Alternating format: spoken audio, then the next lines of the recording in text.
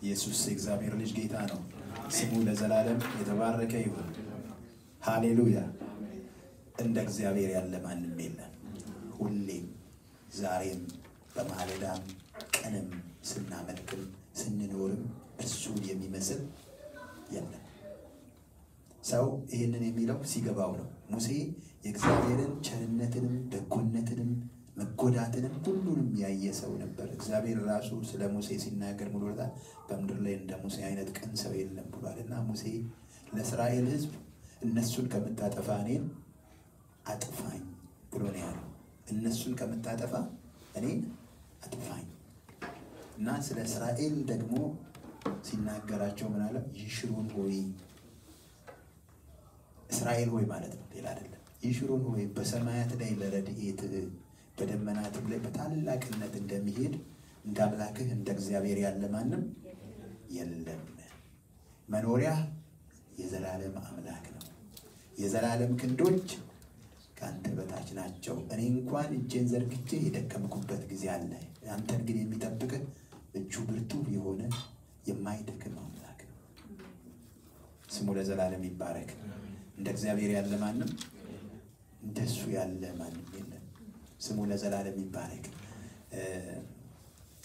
ኃይልህ ትልቅ ሆኖ ሳለ ጠላቶች ዋሹብህ ይላል። ቅድም ብዙ ሲዘመር ስለ እግዚአብሔር ኃይል ይዘመር ነበርና እግዚአብሔር ኃይሉ ትልቅ ነው፣ ማዳኑም ትልቅ ነው፣ ምሕረቱም ብዙ ነው። ግን ይህንን እውነት ሰው ልጆች ተረድተው በእግዚአብሔር አዳኝነትና በእርሱ ኃይል እንዳይኖሩ ጠላት በርቀት ከስሙ አንዱ የሰይጣን ስሙ ዲያብሎስ ነው። ዲያብሎስ ማለት ሐሳብ ወርውሮ የሚያገባ ማለት ነው እና አፈጣጠሩ ዲያብሎስ ኢዝናት ሜድ ላይክ አስ እንደኛ እንደ ሰው አይደለም እና አቅም አለው። አፈጣጠሩ ራሱ ወደኛ ውስጥ ቃልን ተናግሮ ወደኛ ውስጥ ማስገባት የሚችል ግን ያው እኛ በእግዚአብሔር በሆነ ነገር እሱ የሚሰራውን እንዳይሰራ እያደረግነው ነው እንጂ ይችላል። ከእግዚአብሔር ጥበቃ የተነሳ እንጂ ይችላል። ጎበዝና ብርቱ ይሆናል አይደለም። አፈጣጠሩ ከኛ ይበልጣል። ማንነቱ ማለት ነው። ያው ራሱ በተለይ ዋነኛው ዴቪል ባይወርድ ኖሮ ትልቅ ቦታ የነበረው ለእግዚአብሔር ክብር የተፈጠረ ነው። ስለዚህ የእግዚአብሔርን ትልቅነት አውቀን በትልቅነቱ እንዳንኖር በትልቅነቱ ውስጥ ተሸፍነን እንዳንኖር ምንድነው የሚያደርገው? ይወረውራል ሐሳብ ወይ ማለዳ ላይ ወይ ሌሊት ላይ አንድ ሐሳብ ይወረውርና ሰው ያቺን ሐሳብ ይዞ ወይ ከራሱ ወይ ከአእምሮ ወይ ከልቡ የመጣ የመሰለው ቀን ሙሉ በዛ ላይ ይመላለሳል። አይሆንልህም አይሳካልህም ብሎት የኔ ነገር በቃ ትንሽ ነገራማ ሞቴ ነው ይላል። that is the message of devil። መጽሐፍ ቅዱስ እንደዛ አይልም። እኛ ሁኔታዎች ሊገጥሙን ይችላሉ፣ ግን እኛ እግዚአብሔር ቃል የሚለንን ነን። እባብና ጊንጡን ትረግጥ ዘንድ በጠላት ኃይል ሁሉ ላይ ስልጣንን ሰጥቻችኋለሁ። ባንቺ ላይ የተሰራ መሳሪያ የተሰራ ነገር አለ፣ ግን ምን ይላል? አይከናወንም። በፍርድ በሚወጣብሽ ምላስ ሁሉ ላይ ትፈርጅበታለሽ። የእግዚአብሔር ባሪያዎች ርስታቸው ይህ ነው፣ ጽድቃቸውም ከእግዚአብሔር ዘንድ ነው የሚለው። ባንቺ ላይ የተሰራ መሳሪያ አይከናወንም። ይሄንን ነገር ስሙኝ። ይሄንን አውቀነው የምንቀመጠው ቃል ሳይሆን አውቀነው ዲክሌር የምናደርገው ነገር ነው። በጌታ በኢየሱስ ስም በኔ ላይ አትሰራም። ዲያብሎስ በኔ ላይ ስልጣን የለህም። እኔ ነኝ ስልጣን ያለኝ። አለቅነትንና ስልጣናትን እንድናስር እግዚአብሔር ስልጣን የሰጠን ለኛ ነው። ጌታችን ኢየሱስ ክርስቶስ አገልግሎቱን ሊጨርስ ሲል ምንድነው? የሰጠኝን ሁሉ ለነሱ ሰጥቻቸዋለሁ ነው ያለው። ጌታ በእርሱ የነበረውን ይሄንን ክፉን የማንሰር ሆነ እርሱን እንደፈለገን እንድናደርግ ስልጣን ተሰጥቶናል። ግን ምን ያደርጋል? ቀስ ብሎ ወይ ስራ ላይ ስንሆን ወይ ውጥረት ባለበት መካከል ላይ ድምፁን ቀስ ብሎ ይልካል። አይሆንም ሲል ሰውየው አይሆንም ብሎ ይወርዳል። ነገር ግን አይሆን፣ ይሄ ድምፅ ከእግዚአብሔር አይደለም። በኢየሱስ ስም ጉልበት፣ አለቅነት፣ ስልጣናት በሰማይ በምድር ከምድር በታች ያለው ሁሉ ለዚህ ስም ይንበረከካል ነው የሚለው መጽሐፉ አይደለም እንዴ? በመሃል ላይ የምናገረው ምንድነው? እግሮቻቸው እጆቻቸው የላሉትን አበርቱ የሚል ቃል ኢሳይያስ መጽሐፍ ምዕራፍ 35 ላይ ቁጥር 3 ላይ ተጽፏል። እጃቸው ለላላ እግዚአብሔር አምላካችሁ ደርሶ ያድናችኋል በሏቸው ይላል። ክብር ለጌታ ይሁን። እግዚአብሔር ያድናል ከየትኛውም ሁኔታ። ህመም አለ ይኖራል፣ የለም አይደለም። ባንቺ ላይ የተሰራ መሳሪያ ግን አይሰራም ነው የሚለው። በመገረፉ ቁስል ተፈውሳችኋል ነው የሚለው። የለም እኮ አይልም። በመገረፉ ቁስል ተፈውሳችኋል። ክብር ለጌታ ይሁን። በእምነት አውጁ፣ ኢየሱስን ጥሩት። ዛሬ ላይ ባልቆምን ነበር ብዙ ነገሮች ሲመጡ፣ ነገር ግን ስሙ ያሻግራል። በእርሱ የሚያምን አያፍርም። በእርሱ የሚያምን አያፍርም። አያፍርም ሲል እንዲህ ሰዎች ፊት ላይ አይሸማቀቅም አይደለም። ሊጥለው የመጣ አይጥለው፣ ሊጎዳው የመጣው አይጎዳው። ለምን? እሱ ከኢየሱስ ጋር ነውና። ክብር ለጌታ ይሁን። የኛ ችሎታ የኛ አቅም ሳይሆን አቅም ካለው ጋር ነገርያችሁ እንደሆነ እኔ ቤት ውስጥ ወንድሞች አሉ፣ ታላቆች ታናሾችም አሉ። ሰፈራችን ግቢ ምናምን ውስጥ ነውና በር ላይ ሲያልፉ ከነሱ የተነሳ you know why? Because ትንሽ ነገር ቢሞከር እነሱ ይወጣሉ። እኛ ክርስቲያን የሚዘምረው የሚያጨበጭበው ስለሚችል አይደለም፣ ከኢየሱስ የተነሳ አንቺን ሊጎዳ ብቅ ሲል የሚጥል ጌታ። ክብር ለጌታ። ከሱ የተነሳ አልፈናል፣ አሁንም እንሄዳለን። አንዳንዱ ሞት ኩኝ እያለ ግን በህይወት ይኖራል። ትንሽ ገለላላችሁ ሰዎች ድሮ ኢትዮጵያ ውስጥ ፈሪውና እድሉ የሚባል መጽሐፍ ነበር። ፈሪው ሰውዬ እሞት ሰል ያውቀዋል መሰለኝ። እና ፈሪው ሰውዬ ከዛፍ ላይ ወድቆ አንበሳ ላይ ወድቋል። እና አንበሳ ላይ ወድቆ ይዞት ይበራል። በጣም ሲል ሰውዬው ሞትኩኝ ብሎ ይላል። የከተማው ንጉስ ደግሞ አይቶ ይሄ አንበሳ የሆነ ሰውዬ ማን ነው? ልጅ ለሱ ነው ምድርለት ይላል። እየጮኸ ያለ ክርስቲያን ጌታ የሚለው ሌላ ነው። ገብታችኋል? እግዚአብሔር ሌላ ክብር ውስጥ ነው የሚያገባችሁ። ኢየሱስ ጌታ ነው። ስሙ ለዘላለም ይባረክ። ከጌታ የተነሳ እንሄዳለን። ለንሳ ከጌታ የተነሳ እንሄዳለን። ከጌታ የተነሳ በህይወት እንኖራለን። ከኛ ማንነት የተነሳ አይደለም። ቅድም እንዳልኳችሁ ማንችላቸውን ልጆች ይሳደባሉ። ለምን አሉ? ከኋላ ትልቅ አጋንንቶች ነው የምንሳደበው። ለምን? ኢየሱስ በላቸውን ያለው ይባላል። ክብር ለጌታ ይሁን። አትፍሩ። ለምን? እኔ ካንተ ጋር ነኝና አትፍራቸው። ኢየሱስ ጌታ ነው። ስሙ ለዘላለም ይባረክ። በሌሊት ድምጹን የሚያሰማ ቢኖር በኢየሱስ ስም ስራው ይፍረስ። በቀን በስራ ቦታ ላይ በአእምሮ በሐሳባችሁ ውስጥ ስጋትን ፍርሃትን የሚጨምር ነገ ምን ይሆን የምትሉ ሰዎች ነግራችኋለሁ። ከኢየሱስ የተነሳ እንቀጥላለን። ይሄ ክፉ በኢየሱስ ስም የታሰረ ይሁን። በኢየሱስ ስም አፉ የተዘጋ ይሁን። በኢየሱስ ስም ስራው ለዘላለም ይፍረስ። ጉልበቱ የቀለጠ ይሁን። መንገዱ የተዘጋ ይሁን። ወደ እናንተ ሲራመድ ይታሰር። ወደ እናንተ ሲናገር አፉ ይዘጋ። በኢየሱስ ስም ስራው ይፍረስ። እቅዱ ይፍረስ። ባንቺ ላይ የተመከረ ምክር አይሆንም። ባንቺ ላይ የተሰራ መሳሪያ አይሆንም። ምክራቸው እጆቻቸው ምክሮቻቸውን አይፈጽሙም። እጃቸው ምክራቸውን አይፈጽምም። አይችልም። ምክንያቱም በእኛ ያለው በዓለም ካለው ይበልጣል። በእኔ ያለው በዓለም ካለው ይበልጣል። ኢየሱስ ከሁሉ ይበልጣል። ኢየሱስ ሁሉን ይገዛል። እሱ የጌቶች ጌታ ነው። የአማልክት አምላክ ነው። የነገስታት ሁሉ ንጉስ ነው። ክብር ሁሉ ለስሙ ይሁን። ጌታ ሆይ እናመሰግንሃለን። የኔ ጌታ ከዚህ ቀጥሎ የሚኖረንን ጊዜ ሰዓት ሁሉ አንተ ተረከብ። ጌታ ሆይ እንደ ፈቃድህ ደግሞ በመንፈስህ እየመራ ቃልህን ግለጥልን። ቃልህን እንድንኖር በቃልህ እንድንታመን እኔንም ወገኖቼንም እርዳን። ስለ ሁሉ እናመሰግንሃለን። በዚህ የሚኖር ሰዎችን አእምሮ ሊይዝ ወደ ሌላ ስፍራ ሐሳባችንን ሊይዝ ያለ ክፋት ኃይል የታሰረ ይሁን። ኢየሱስ የእግዚአብሔር ልጅ ጌታ ነው። አሜን። ክብር ለጌታ ይሁን። ኢየሱስ ጌታ ነው። አሜን። ሃሌሉያ። ከእርሱ ጌትነት የተነሳ እንቀጥላለን። ስጋት አለ ግን ኢየሱስ አለ። ክብር ለጌታ ይሁን። እኔ ሰርከምስታንስ የሰውዬ ምን ያወራል ብትሉ ብዙ ጊዜ ፈርቼ አሳልፎኝ ስላለ ነው ይሄን ብዬ በድፍረት የምናገረው። ብዙ ጊዜ ፈርቼ አልሄድም ስል ያስኬደኝ እሱ ስለሆነ ኢየሱስ ጌታ ነው። ኢየሱስ ጌታ ነው። ሰለሞን እናልፋለን እንሄዳለን። ከኢየሱስ የተነሳ ማንወጣው ተራራ ማንወርደው ማናልፈው ሸለቆ የለም። ምክንያቱም ጌታ ከኛ ጋር ነው። ሁሉ የሚችል እኮ ነው። ስለ ስሙ እኮ ሲናገር ጉልበት፣ አለቅነት፣ ስልጣናት በሰማይ በምድር ከምድር በታች ያለው ሁሉ ለዚህ ስም ይንበረከካል። ለዚህ ስም ይንበረከካል። ስልጣን ያለው ስም። እንደገና ኤፌሶን መጽሐፍ ላይ ምን ይላል መሰላችሁ? አሁን ባለው ዓለም ብቻ ሳይሆን ሊመጣ ባለው ዓለም ከሚጠራው ሁሉ ስም በላይ የሆነውን ስም ሰጠ ብሏል። ሊመጣ ባለው ዓለም ገና ሊጠራ ካለው ስም ሁሉ በላይ የሆነውን ስም ሰጠ። ስለዚህ ሁሉን ከእግሩ በታች አስገዛለት ነው። ኢየሱስ ጌታ ነው። ስሙ ለዘላለም ይባረክ። እንደ እግዚአብሔር ያለ ማንም የለም። ኢየሱስ ጌታ ነው። ዛሬ ባለፈው ጊዜ ጀምሬው የነበረው አንድ እየተነጋገርንበት የነበረ ርዕስ ነበረ።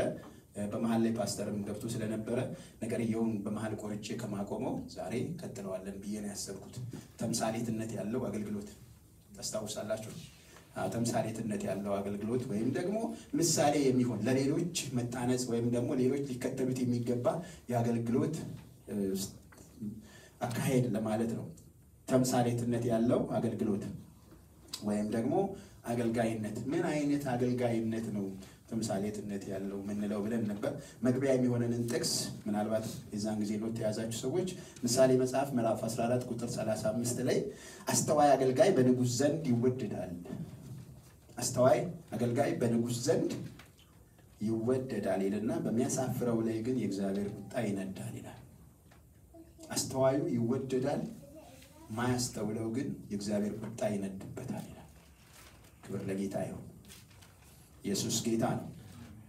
እና ስለ አገልጋይ አንስተን አንዳንድ ነገሮችን አውርተን ነበር። እንደው ላስታውሳችሁና አገልጋይ ማን ነው ብለን ያለው አገልጋይ ወንድሜ ገረ ሁላችንም ወደ ጌታ ነው ተብሎ የመጣ ሁሉ አገልጋይ። ምክንያቱም ስናስብ አሁን የሚመስለን ሁሉ ጊዜ እዚህ ሰፈር የሚቆመውን ሰውዬ ነው አገልጋይ አድርገን የምናየው። የኔ ወንድም የኔ እህት እሱ አይደለም። መጽሐፉ ኢየሱስ ክርስቶስ ሰዎች የራሳቸውን የዕለት ኑሮ ሲኖሩ ሄዶ ኑ ምን ትሆናላችሁ? አሳ አጥማጅ ሳይሆን ሰው አጥማጅ። ሰው ወጥተው ኢየሱስ ያድናል የሚሉ ሰዎች አገልጋዮች ይባላሉ። መጽሐፉን ሙሉ ስትመለከቱት የሚያወራው ያንን ነው፣ ሌላ ነገር አይደለም። ሁሉም አገልጋዮች አመጣጣቸው እንደዛ ነው።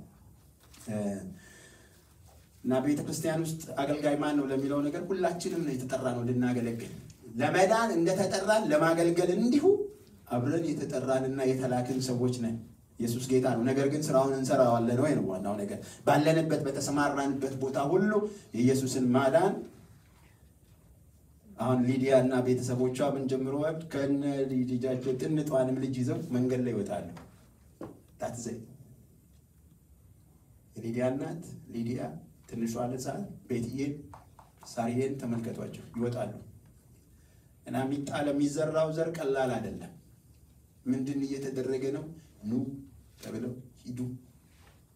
ኑ ተብለን ሄደን ሰዎችን ኑ ወደ መዳን መንገድ፣ ኑ ወደ ህይወት መንገድ ማለት ነው። ተጠርተው የመጡትን መጽሐፍ ቅዱስ ላይ ስንመለከት ማቴዎስ ወንጌል ምዕራፍ 4 ላይ ስትመለከቱ ከ18 እና 19 ላይ ጌታችን ኢየሱስ ክርስቶስ ኢንፐርሰን ራሱ ነው የተናገራቸው። ጴጥሮስን እና ወንድሙን እንድርያስን ያዕቆብን እና ዮሐንስን ኑ እኔን ተከተሉኝ ብሎ ይጠራቸውና እነሱ አሳ አጥማጆች ነበሩና ምን አላቸው? እናንተ የሰሙን ልጆች ታጠምዳላችሁ ነው ያላቸው። ክብር ለጌታ ይሁን። ኑ ተብለዋል። ግን አት ሴም ታይም ደግሞ የምትሰሩት ነገር አለ፣ ትሄዳላችሁ። ክብር ለጌታ ይሁን።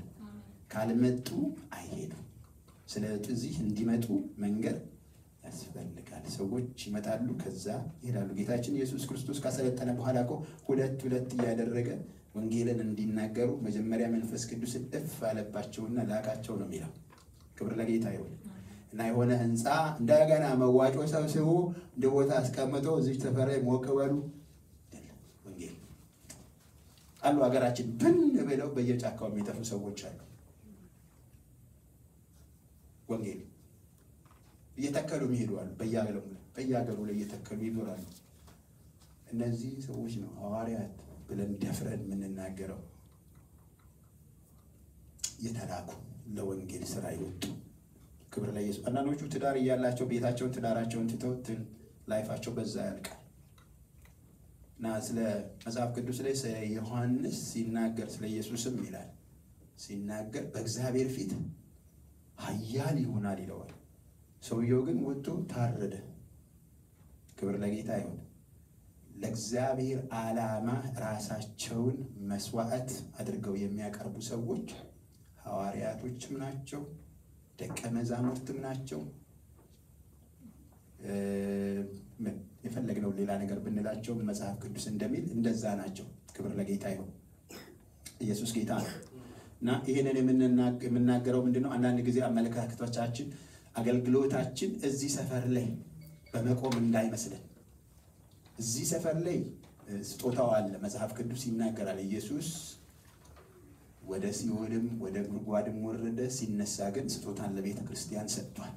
ኤፌሶን 4 ላይ ያለው ማለት ነው 4:11 ጀምሮ ያለው ዝርዝር ስጦታዎች አሉ። ስጦታ ነው ግን that is not the ultimate ፐርፐዙ ሁሉም የዳኑትን አስተካክሎ ለመትከልና ከዛም ደግሞ እንዲወጡ ለማዘጋጀት ስለሆነ ማለት ነው። ሌላ አሁንም ጌታችን ኢየሱስ ክርስቶስ ነው ብሎ ከጠራቸው ውስጥ አንዱ ማቴዎስ ነው። እሱንም ማቴዎስ 9 ላይ አለ። 9:9 ላይ ማቴዎስን ሲቀርጥ ነው ያገኘው እና ተከተለኝ አለው። ማቴዎስ የቀረጥ ዕቃውን አስቀምጦ ተከትሎት ነው ሄደው። ምን ሊያደርግ ነው ሄደው? ነፍሳትን ሊያጠምድ ነው ሄደ ማቴዎስ። በቃ ከዛ በኋላ የቀረጥ ስራ ቀረ። ዮሐንስ ማቴዎስ ሄደ ወንጌል ላይ በጣም ሰራ። መጨረሻ ላይ ማቴዎስን ወንጌል ጻፈ። ክብር ለጌታ ይሁን። እና ጌታ ኑ ያላቸው ሁሉ ምኖች ናቸው? አገልጋዮች ናቸው። አገልጋዮች ናቸው። መጽሐፍ ቅዱስ ላይ በግልጽ the great commission message ተብሎ የሚባለው ማቴዎስ 28 ላይ ያለው ሁላችንም እስቲ እናውጣና እናንበው። 28 ከ18 እስከ 20 ያለው እንመልከት። ሁላችንም ስልክም ላይ ያለ ስልክ መጽሐፍ ቅዱስም ያለ መጽሐፍ ቅዱስ ላይ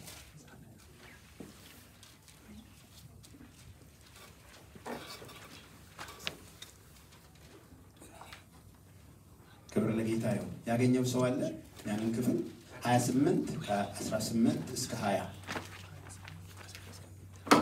ማቴዎስ 28 ከ18 እስከ 20 እሺ ቢቆ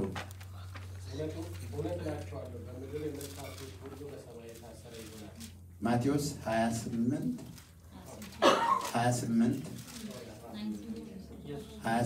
ከቁጥር 18 እሺ ማን ያነብልኛል?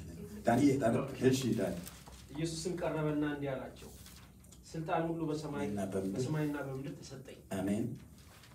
እንግዲህ ሂዱና አሕዛብን ሁሉ በአብ በወልድና በመንፈስ ቅዱስ ስም እያጠመቃችኋቸው አሕዛብን ሁሉ በአብ በወልድ በመንፈስ ቅዱስ ስም እያጠመቃችኋቸው ያዘዝኳችሁንም እንዲጠብቁ እያስተማራችኋቸው ደቀ መዛሙርት አድርጓቸው። አሜን። እነሆም እኔ እስከ ዓለም ፍጻሜ ድረስ ሁልጊዜ ከእናንተ ጋር ነኝ። አሜን። ሂዱ ነው ያላቸው። እዚህ ጋር ተመልከቱ። እዚህ ጋር እነዚህን ሰዎች ወደ አሕዛብ ሂዱ። እነዚህ ሰዎች አብረውት ነበሩ። እነዚህን ሰዎች ወደ አሕዛብ ሂዱ፣ ወደ አልሰሙት ወንጌልን ወደ ማያውቁት ሰዎች ሂዱና በአብ በወልድ በመንፈስ ቅዱስ አስጠምቋቸው፣ እንደገናም ደግሞ የነገርኳችሁን ይህን ያስተማርኳችሁን ትምህርት እንዲጠብቁ እዘዟቸው ብሎ ይህንን ይነግራቸዋል። እንደገናም ደግሞ በቃ ይህን ስሩ ብሎ ኢየሱስ አልቀረም። ምንድን ነው ያላቸው? እኔ እስከ ዓለም ፍጻሜ ድረስ ሁል ጊዜ ከእናንተ ጋር ነኝ መሆኑን በጣም መረጃ ከፈለጋችሁ ጳውሎስን ኢየሱስ የት ነው ያገኘው? ሲያሳድድ ነው ያገኘው። እነማንን? ሊሰብኩ የወጡትን ሊናገሩ የወጡትን አገኘውና እኔ ሁል ጊዜ ከእናንተ ጋር ነኝ ብሏል። አሁን ባለስራዎቹን ወይም ደግሞ ስራ ላይ ያሉትን አልነካም። ከኋላ አሳዳጁን ግን ተዋረገ መታወቅ አለውና ማን አንተ ነው ያለው? የምታሳደኝ እኔ ናዝሬቱ ኢየሱስ ነኝ ያለው። እና ምን ልላችሁ ነው? በየትኛውም ሁኔታ ውስጥ የእግዚአብሔርን ስራ ስንሰራ ጌታችን ኢየሱስ ክርስቶስ ከኛ ጋር አለ። ይሄ እንደ ተስፋ ቃል ነው። ይሄንን ቃል ጌታ ሆይ እንዲህ ብለሃል፣ በቃልህ ላይ ሁል ጊዜ እኔ ዘወትር እስከ ዓለም ፍጻሜ ድረስ ከእናንተ ጋር ነኝ ብለሃል። ጌታ ሆይ እንዲህ አይነት ሁኔታ ውስጥ ነው ያለሁት። ይህንን ነገር አውጣኝ ወንጌል እኮ እየሰበክን ችግሮች ይመጣሉ። ምስክርነት ወጥተን ሊመጣ ይችላል ችግር። ነገር ግን እታደጋለሁ ያለ ጌታ ይታደጋል፣ አድናለሁ ያለ ጌታ ያድናል። ስለዚህ እርሱን በቃሉ ነው ልንይዘው የሚገባ። ኢየሱስ የእግዚአብሔር ልጅ ጌታ ነው። ስሙ ለዘላለም ይባረክ። ሃሌሉያ። እንደ እግዚአብሔር ያለ ማንም የለም። ይሄንን ሂዱ ነው ያለው። ቅድም እንዳልነው ሂዱ የሚል ነገር ተመልክተናል። አንደኛ ጴጥሮስ ላይ ደግሞ አንደኛ ጴጥሮስ ላይ ከምዕራፍ 2 ቁጥር 9 ላይ ስንመለከት ኢየሱስ ክርስቶስ ለቅዱሳን ወይም ደግሞ በእርሱ ዘንድ ጴጥሮስ ከእርሱ ጋር ለነበሩት ደቀ መዛሙርት ሲናገር ምን አለ? እንዲህ ይላቸዋል፣ ከጨለማ ወደሚደነቅ ብርሃኑ የጠራችሁን ይላል። ከጨለማ ወደሚደነቅ ብርሃኑ የጠራችሁን ኑ ያላችሁን፣ ከጨለማ ወደሚደነቅ ብርሃኑ የጠራችሁን የእርሱን በጎነት እንድትናገሩ የተመረጠ ትውልድ፣ የንጉሥ ካህናት። ካህን አገልጋይ ነው። የንጉሥ ካህናት፣ ቅዱስ ሕዝብ፣ ለርስቱ የተለየ ወገን። ከዚህ በፊት ወገን አልነበራችሁ፣ አሁን ግን እናንተ የእግዚአብሔር ቤተሰቦች ናችሁ ይላቸዋል። ከጨለማ ወደሚደነቅ ብርሃኑ። ኤፌሶን ላይ ስትመለከቱ እናንተ ጨለማ ነበራችሁ ይላል። አሁን በክርስቶስ ሆናችሁ ግን ብርሃን ናችሁ ይላል። ብርሃን ሰው በክርስቶስ ሲሆን፣ ጨለማ ደግሞ ብርሃንን አሸንፈው። ብርሃን አሸናፊ ነው ሁልጊዜ። ክብር ለጌታ ይሁን። እና እዚህ ጋር የምናየው ምንድን ነው? ከጨለማ ወደሚደነቅ ብርሃኑ የጠራን ጌታ አለ። እንደገና ደግሞ በጎነት እንድንናገር ወጥተን እግዚአብሔር ለኔ ቸርነትን አደረገ፣ እግዚአብሔር ለኔ ሕይወትን ሰጠኝ እና እንዲሁ ለአንተም ሕይወት ይሁን፣ ለአንተም ሰላም ይኑርህ፣ ሰላም የሌለህ ሰው ወደ ክርስቶስ ናና በእርሱ ሰላም ይሁንልህ ብለን ለሰዎች ልንነግር ይገባል። ዓላማው ከጨለማው መውጣት፣ የወጣ ሰው ማውጣት ነው ስራው። ክብር ለጌታ ይሁን። ይሄ ነው አገልግሎት። አገልግሎት እዚህ ሰፈር መቆም አይደለም፣ እዚህ ጋር መቆም አይደለም። አገልግሎት ይሄ የራሱ ሮል አለው። የራሱ እኛን ማስታጠቅ ሊሆን ይችላል ለምንወጣበት መውጣት እንጂ ሁሉ ጊዜ እዚህ ጋር ቆሞ የሚያወራ ሁሉ ጊዜም ሳይንቀሳቀስ ምንም ሳይሰራም የሚቀመጥ ሁለቱም በትክክለኛ መንገድ አይደሉም። የሚናገረው ሌሎችን እንዲያወጣ መሆን አለበት። የሚሰሙትም ሰምተው ሊወጡ ይገባል። እየሰማችሁ ነው?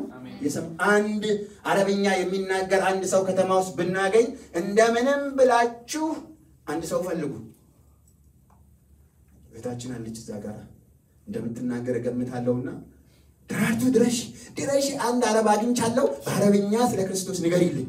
አለቀ እኮ ስራ እኮ ነው፣ ተሰራ በቃ። በአንድ ቋንቋ እኛ ማንችለውን ትችላለች ተናግራ። እግዚአብሔር በተለየ ዓላማ በልሳን መልክ ለሌላ ሰው ከገለጠው ባይሆን ግን እንደ ሰው ደግሞ እንደ ባለ አእምሮ ደግሞ በዛ መልኩ ተገልጣ እሷን እንድትናገር ሰውየው እዚህ ቤት እዚህ ላችሁ እንደሆነ አንድ እህት መጣ ነበር አንድ ጊዜ አና ታች ልጅ ነበረች እዚህ እና አረብ ነች እና አረብኛ የሚችሉ 2 ነው 3 ልጆች ተገኝተዋል እዚህ እና ስለ ክርስቶስ ሲሏት ቤት መጥተው ሲሏት ያው ንስሐ ገብታ ጌታን ተቀብላ ነው የሄደችው። ልጁንም ሳይቀር እስከሚሄድ ድረስ እንጸልይበት ነው የከረመው። እና ምን ልላችሁ ነው? ስራ አለ። ቤት በኩል የእግዚአብሔር መንፈስ ምን እንደሚያደርግ እኛ ዛሬ ባናቅም የሆነ ቀን ግን የሚለወጥ ሰው አለ። ስለዚህ በውስጣችሁ ባለው ጸጋ የእግዚአብሔርን ስራ ከመስራት ወደኋላ እኔ እንዴት ነኝ እኔ እንዴት እችላለሁ በእኛ ልክ አይደለም ማሰብ ያለብን። ከኛ ጋር ባለው ልክ እናስብ። እሱ ትልቅ ነው። እነሱ አቅም አለ። እንዴት እንደሚያደርግ ሐሳብሽን፣ ጥረትሽን፣ ልብሽን እኮ ያውቃል። ግን ዝም ብላችሁ አቮይድ አታደርጉ። እኔ ምናምን ነኝ አልችልም አይደለም፣ ትችያለሽ። ሌሎ መኪና ውስጥ ቢያገኝና በእንግሊዘኛ አንድ ሰው ስለ ክርስቶስ ሕይወትን እንደሚሰጥ ቢናገር ሰውየው ቤትም በአንዴ ሊያስፈርመው አይገባም። ግን የእግዚአብሔርን ነገር የእግዚአብሔርን ማዳን ከነገረው ሰውየው one way or the other way ለሞ ሁለተኛ ሰው ይላክና ተደግሞ ሲነገረው ይሄ ነገር ምንድነው ተደጋግሞ መጥቷል ምን ማለት ነው ብሎ ነገሩን ወደ ማየት ይመጣና መጨረሻ ላይም የክርስቶስ ምርኮ ሆኖ ሰውየው ጌታን ሊያቀና በሕይወት እንዲኖር ምክንያት ልንሆን እንችላለን። ስለዚህ ማንነታችንን አንይ፣ ነገር ግን እኔ እስከ ዓለም ፍጻሜ ድረስ ሁሉ ጊዜ ከእናንተ ጋር ነኝ ያለውን ጌታ ልናስብ ይገባል። ክብር ለጌታ ይሁን። ኢየሱስ ጌታ ነው። ሁልጊዜም ጌታ ምን ይላል? ኑ ሂዱ። ጳውሎስን ተመልከቱ። ጳውሎስን ጌታ ሲያገኘው በሚደንቅ ሁኔታ ነው። ሐዋርያት ሥራ ምዕራፍ 26 ቁጥር 16ን የሚያነብልኝ ሰው ፈልጋለሁ። ሐዋርያት ሥራ ምዕራፍ 26 ቁጥር 16 ኢየሱስ ጌታ ነው።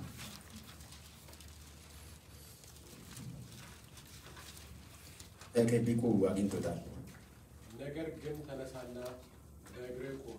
ስለዚህ እኔ ባየህበት ነገር ለአንተም በምታይበት ነገር አገልጋይና ምስክር ትሆን ዘንድ ልሾምህ ታይቻለሁና የኃጢአትህንም ስርየት በእኔም በማመን በተቀደሱት መካከል ርስትን ያገኙ ዘንድ ከጨለማ ወደ ብርሃን ከሴጣንም ስልጣን ወደ እግዚአብሔር ዘወር እንዲሉ ዓይናቸውን ትከፍት ዘንድ ከሕዝብና ወደ እነርሱ ከምልክት ከአሕዛብ አድንሃለሁ።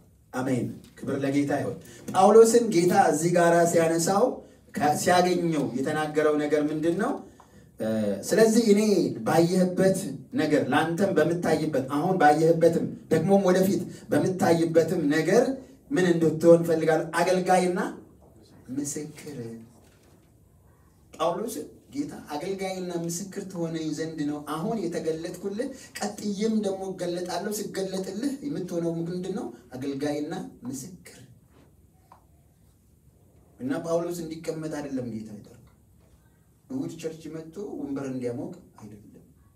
እዚህ ጋር ቆሞ እኔ ጳውሎስ ባለፈው ኢየሱስን አይቼዋለሁና በቃ የእውነት ነው እና ሁላችሁም እንደዚህ ሁኑ አይደለም ያለው። ጌታ ራሱ ተናግሮታል። ደግሞ የሚገርመው ነገር ሰዎችን ከጨለማ ወደ ብርሃን ካዞር ዘንድ ከሰይጣን አገዛዝ ወደ እግዚአብሔር መንግስት ታመጣቸው ዘንድ ይህን እንድታደርግ ለዚህ ልሾምህ ጠራውህ። ደግሞ ይህን ስታደርግ በአሕዛብ መካከል ፈተና ይገጥመሃል፣ ግን እኔ ከአንተ ጋር ሆኜ አድንሃለሁ። ኢየሱስ ጌታ ነው። ክብር ለጌታ ይሁን። እና የተጠራንበት መጠራት ለምንድን ነው? ለሌሎች የመዳን ምክንያት እንድንሆን ነው። ሌሎች ወደ ህይወት እንዲመጡ ለነሱ ለመናገር ድሉን ካገኘንና ባጠገባችን ይሄን የማያምኑ ሰዎች ሲገጥሙን ልንነግራቸው ይገጥሙን። ቀላል ነው ብዬ አይደለም፣ ቀላል አይደለም። በራሴ የተሞክረው ራሱ አንዳንዴ ቻሌንጅ ገጥሞኛል በስራ ቦታ ላይ። ግን በተቻለን መጠን ችላ የምንግለው ጉዳይ አይደለም። የእኛን መዳን በሰማይ በጣም ታላቅ ደስታና ክብር ያለው ነገር ሆኖ ሌሎች ስላልዳኑት ደግሞ እግዚአብሔር ምን ያህል ታግሶ እየጠበቀ እንዳለ በጣም ነው የጠበቀው። ጳውሎስ እኮ ያለበትን ነገር ጨርሶ ሲሄድ ምን አለ? እኔ አለ የተሰጠኝን ነገር ሁሉ አድርጌያለሁ፣ ከደሙ ንጹሕ ነኝ፣ ምንም እኔ ላይ እግዚአብሔር የሚቆጥርብኝ ነገር የለም ብሏል። ነቀፌታ የሚባል ነገር የለም። የተባለልኝን የተባረኩትን ነገር ሁሉ አድርጌያለሁ ነው ያለው። እኛ የቱ ጋር ነኝ? እኔ የቱ ጋር ነኝ? እኔ ግሬድ የሚሰጥ ቢሆን እግዚአብሔር ያውጣል የትም እንደምንሆን። እግዚአብሔር ብዙ ይጠብቅብናል። ኢየሱስ ጌታ ነው። ስሙ ለዘላለም ይባረክ። ሃሌሉያ። ይህንን ካለን እግዚአብሔር ሁላችንንም አገልጋዮች ነው ያደረገን፣ ወይም ለዛን የጠራንና የትኛውንም ተደብድቦም ተመቶም በየትም መንገድ ብርሃንም በርቶበት ምንም ሆኖ ይምጣ፣ ነገር ግን እግዚአብሔር ድኖ ለማዳን እንዲሆን ነው፣ ለሌሎች የመዳን ምክንያት እንድንሆን ነው። ክብር ለጌታ ይሁን። እና ስለ አገልጋይ ስንመለከት ስታንዳርዱ ወይም ደግሞ መለኪያችን ምንድን ነው? የአገልጋይነት ልኩ ማን ነው ስንል መጽሐፍ ቅዱስ የሚነግረን ኢየሱስ ነው። የእምነታችን ራስና ፈጻሚ የሆነውን ክርስቶስን አይተን የተሰጠንን ሩጫ እንድንሮጥ መጽሐፍ ቅዱስ በዕብራውያን መጽሐፍ ላይ ይናገራል። ዕብራውያን መጽሐፍ ምዕራፍ 12 ከ1 እስከ 2 ላይ ይህንን ነገር ይናገረናል። የእምነታችን ዋናው ራስና ፈጻሚው ኢየሱስ ክርስቶስ ነውና ስታንዳርዱ ምን ያህል ነው የአገልግሎት ብለን ብንል ኢየሱስን ያህል ነው። ኢየሱስ ሲናገር እስከ ሞት ድረስ የታመንክ ሁን ነው። ስታንዳርዱ ይሄ ነው። በቃ ኢየሱስ እስከ ሞት ድረስ ነው ሄደው፣ እኛ ያንን ስታንዳርድ ሴት አድርጎልናል። እዚህ ሰፈር ድረስ ይበቃኛል የምንለው ጉዳይ አይደለም። ክብር ለጌታ ይሁን። እና ስለ ኢየሱስ ክርስቶስ መጽሐፍ ቅዱስ በኢሳይያስ መጽሐፍ ላይ ገና ሳይመጣ ስለ አገልግሎቱ የተናገረው ነገር አለ። ኢየሱስ ምን አይነት አገልጋይ ነው የሚለውን መጽሐፍ ቅዱስ ኢሳይያስ 42 ቁጥር 1 ላይ እስከ 1 እስከ 4 ነው። እንዲያነበዋለሁ። እነሆ ደግፌ ያስኩት ባሪያዬ፣ ነፍሴ ደስ የተሰኘችበት ምርጤ፣ በእርሱም ላይ መንፈሴን አድርጌአለሁ። እርሱም ለአሕዛብ ፍርድን ያወጣል፣ አይጮህም፣ ቃሉንም አያነሳም፣ ድምፁንም በሜዳ አያሰማም፣ የተቀጠቀጠ ሸምበቆንም አይሰብርም፣ የሚጤስንም ክር አያጠፋም። በእውነት ፍርድን ያወጣል፣ በምድርም ፍርድን እስኪያደርግ ድረስ ይበራል እንጂ አይጠፋም። አሕዛብም በስሙ ይታመናሉ ይላል። ኢየሱስ ክርስቶስ ካለው ነገር እንደኔ አንድም ቀን ሊቆጣ ያላደረገ ያልሞከረ እዚህ ጋር የሚናገረው ይሄ ኢየሱስ ትሁት ከመሆኑ የተነሳ የትኛውንም ነገር አብዞርብ ነው እንጂ ያደረገው ሪፍሌክት አላደረገም። ኢየሱስ የመጣበትን ነገር ሁሉ ተቀበለ፣ መከራን ሁሉ ተቀበለ። ለመጣበት ነገር ምላሽ አልሰጠም። ሲገሉት እንኳን ምን አለ? የሚያደርጉትን አያውቁምና አባት ሆይ ይቅር በላቸው። ይሄ ነው የመጨረሻው የክርስትና ስታንዳርድ። የተበደለ የሚያደርገውን አያውቅምና እግዚአብሔር ሆይ ይህን ሰው ይቅር በለው። ክብር ለጌታ ይሁን። ኢየሱስ ስለራሱ ሲናገር አንድ ነገር ብሏል።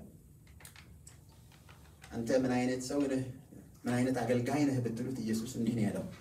ማቴዎስ ወንጌል ምዕራፍ 11 ላይ ማቴዎስ ወንጌል ምዕራፍ 11 ላይ ኢየሱስ ስለ አገልግሎቱ የተናገረው ነገር ምዕራፍ 11 28 ጀምሮ እናንተ ደካሞች ሸክማችሁ የከበደ ሁሉ እናንተ ደካሞች ሸክማችሁ የከበደ ሁሉ ወደኔ ኑ እኔም አሳርፋችኋለሁ። ምን አለ? ወደኔ ኑ፣ ወደኔ ኑ፣ ኑ አሳርፋችኋለሁ። ቀንበሬንም በላያችሁ ተሸከሙ ከኔም ተማሩ። ከማን ተማሩ? ተማሩ።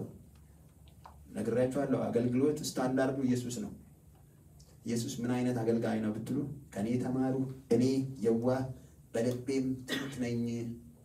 እኔ የዋህ አዝናለሁ፣ ስለ ሰዎች በዕለት ኑሯቸው ጉዳይ ላይ አዝናለሁ፣ ስለ ህይወት አዝናለሁ፣ ትሁትም ነኝ፣ ትሁት ነኝ ይላል። እዛ ጋር ቀደም ምናል? የሚጤስን ጧፍ የሚጤስን ክር አያጠፋም። ትንሽ እየተንቀሳቀሰች ያለችን ህይወት እንዲኖር ህይወቱ እንዲበዛ ያደርጋል እንጂ ኢየሱስን ህይወት እንዲሆንላችሁ እንዲበዛላችሁ መጣሁ ነው ያለው አይደለም? እና ያቺ ትንሽ ነገር ያለችውን ስም አንተ ደግሞ ምንድነው ዘላለም ዓለም እዛው ሰፈር ነህ አይልም። ያሳድጋል ጌታ። ፍርድን ሰዎች ላይ ለማምጣት አይደለም፣ ሰዎችን ወደ አምላካቸው እንዲቀርቡ የሚያነሳ ጌታ ነው። ክብር ለጌታ ይሁን። አይጮህም፣ ቃሉንም አያነሳም፣ ድምፁንም በሜዳ አያሰማም። የተቀጠቀጠን ሸንበቆ አይሰብርም። ተጎድቶ ያለ እስራኤልን እኮ ጌታ ሲያድናት ምንድን ያለው? ገና በደም ተለውሰሽ ሳለሽ በህይወት ኑሪ አልኩሽ። ለጽድቅ የሚሆን ህይወት የለሽም፣ ግን እንዲሁም ኑሪ ብዬ አልኩሽ። ኢየሱስ እንዲህ ነው የደከሙትን ብዙ ድካም የሚመላለሱትን ይህንማ መድፋት ማለት ማንሳት ነው ያለው። እዚህ ጋር የሚቆመው ሰውዬ ማን ነው? እዚህ ጋር የሚቆመው ሰውዬ ይሄ ህይወት አለው ወይ? እግዚአብሔር ይርዳል። እና ኢየሱስ እዚህ ጋር ሲናገር እናንተ ደካሞች ሸክም የከበዳችሁ ሁሉ ወደ እኔ ኑ እኔም አሳርፋችኋለሁ። ቀንበሬንም በላያችሁ ተሸከሙ ከኔም ተማሩ። ከኔ ተማሩ፣ ከኔ ተማሩ። ምን እንማር? እኔ የዋህ ነኝ፣ በልቤም ትሁት ነኝ። የዋህ ነኝ፣ ደግ ነኝ። ክፋት፣ ውስብስብ ነገር በእኔ ውስጥ የለም። ትሁት ነኝ በማናቸው ፊት። ለዚህ ነው እኮ መጨረሻ ላይ ሊሰናበታቸው ሲል ሌሊት ልማታ እግራቸውን አጠበ እና ጴጥሮስ ይህንንማ አይሆንም አለ። በዚህ የሚገኝ ነገር ካለ ደግሞ ብሎ ራሴን ጭምር ተበኛለህ አይደለም አለው። እኔ አሁን የምነግረውና የማደርገውን ነገር ቢገባ በኋላ አንተ እንድታደርግ ነው አለውና ስለ አገልግሎት ነገረው። ምንድን ነው ያለው? እኔ ጌታም መምህርም ስሆን እንዲህ ዝቅ ብዬ ይሄን ካደረግኩኝ አንተ ደግሞ እንዲሁ ሌሎችን አገልግል። ክብር ለጌታ ይሁን። ኢየሱስ ትህትናውን ተናግሯልና አገልጋይ ምን ይሁን ብለን ስንል የዋህ ትሁት፣ የዋህ ትሁት፣ ጠማማ ሆነ ይገባል። ቦታችን አይደለም ካልወደ ቦታችን አይደለም። አይኖርም እኮ ሰው ያልኩ አይደለም፣ ሊኖር ይችላል። ግን እንዲህ እንድናገለግል ጌታችን ኢየሱስ ክርስቶስ ወደ እኔ ኑ ብሎ ጠራና ካመጣ በኋላ ምንድን ያለው? እኔ እንዲህ ነኝ፣ ከኔ ተማሩ። ምን ልማር ካንተ? እኔ የዋህ በልቤም ትሁት ነኝ፣ ትሁት ነኝ። ነፍሳችሁ እረፍት ታገኛለች። ቀንበሬም ልዝብ ሸክሜም ቀል። ቀንበሬ ልዝብ ሸክሜም ቀል። ቀንበር አለ በእግዚአብሔር ቤት፣ ነፃ አይደለም። ቀንበር አለ፣ ሸክም አለ። ቀንበር ተነጋግረን ባለፈው ታስታውሱ ከሆነ ቀንበር ኢትዮጵያ ውስጥ አላቅም ሌላ ሀገር ምን አይነት እንዳለው። ኢትዮጵያ ውስጥ ቀንበር በሁለት በሬ የሚጎተት በኖርማል የግብርና እንትን ውስጥ ሰሜን አካባቢ በፈረስም በአህያም ሲሰራ ይቻለሁኝ። ምንድነው ቀንበር አንድ ቀን የተወለዱ የአንድ እናት ልጆች አይደሉም የሚያርሱት በሬዎች። አንዱ የሰነበተ ልምድ ያለው ጸጥ ብሎ ለገበሬው የሚመች ነው። አንደኛው ገና ገብቶ የሚቅበጠበጥ የሚረብሽ፣ ያኛውን በደንብ የሚሰራውን ራሱን የሚያደነጋግር ይሆናል። እግዚአብሔር ቤት ስንሰራ ሁልጊዜ እኛ ከምንፈልገው አይነት ሰው ጋር አንጠመድ። አመፀኛ ተሳዳቢ ሊሆን ይችላል። ሊደባደቡች እጠብቅሃለሁ ምናምን ብሎ የሚወጣ ሰው ሁሉ ይኖራል። አለ እዚህ እንደዚህ አይነት ኢትዮጵያ ውስጥ አለ። እና ብዙ በቃ ምንም መንፈሳዊ ያልሆነን ስራ የሚያደርጉ ሰዎች አሉ። እና እኛ መንፈሳዊያን የሆንን ሰዎች የምንሻል ሰዎች ገላትያ 5:1 ላይ እንደሚለው ሌሎችን ልናስተምራቸውና በእግዚአብሔር መንገድ ልናመጣቸው ይገባል። እና ይሄንን ያደርጋልና መንግስት ይገልበጥ ምናምን ብለን አንጮህ አለ ችግር አለ። ቀስ ብለን እናያለን። ያን እንዲለምድ እንመክረዋለን። በዚህ መንገድ እንሂድ ነው የምንለው። እንደዚህ ብንሄድ ስራችን በጊዜ ያልቃል። አለበለዚያ ግን ስትቁነጠነጥ ቁስል ታወጣለህ፣ ትጎዳለህ ብለን መንገር አለብን። አንዳንድ ጊዜ በጣም መላሰኛ የሆነ ሰው መላስቆም ማስቀምጥ ሰው ጋር አይደርሳችሁ ይችላል።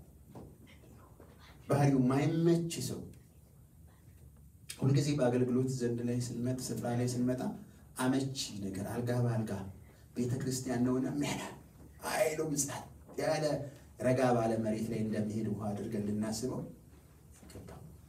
ሊገጥም ይችላል ጥሩ ሰው ግን ሁሌ አይደለም። ከታች ያሉትም እኮ ሊወራወሩ ይችላል። ያለ ቦታቸው ያረጉ እንዲህ ብላ እኮ በነገር ወጋችን ሊላችሁ ይችላል። ያችንም የሚሸከም አቅም ሊኖረን ይገባል። ልበ ሰፊ ልንሆን ይገባል። ክብር ለጌታ ይሁን።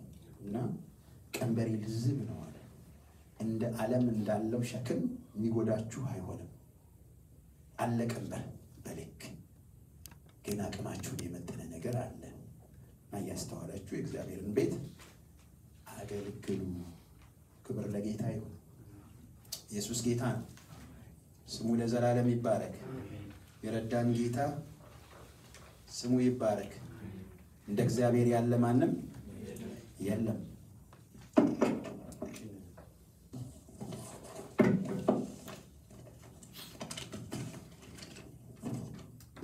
እና ቀንበርን አይተናል።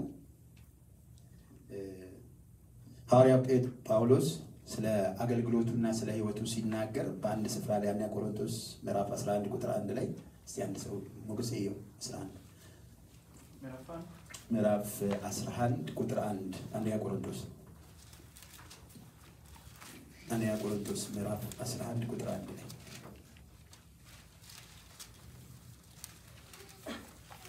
ክብር ለጌታ ይሁን። ኢየሱስ የእግዚአብሔር ልጅ ጌታ ነው። ሃሌሉያ። ደግሟችሁ ያላችሁ ሰዎች እንዳላችሁ ይገባኛል፣ ግን በርቱ ነው፣ ሌላ ነገር አይደለም። ኢየሱስ ጌታ ነው።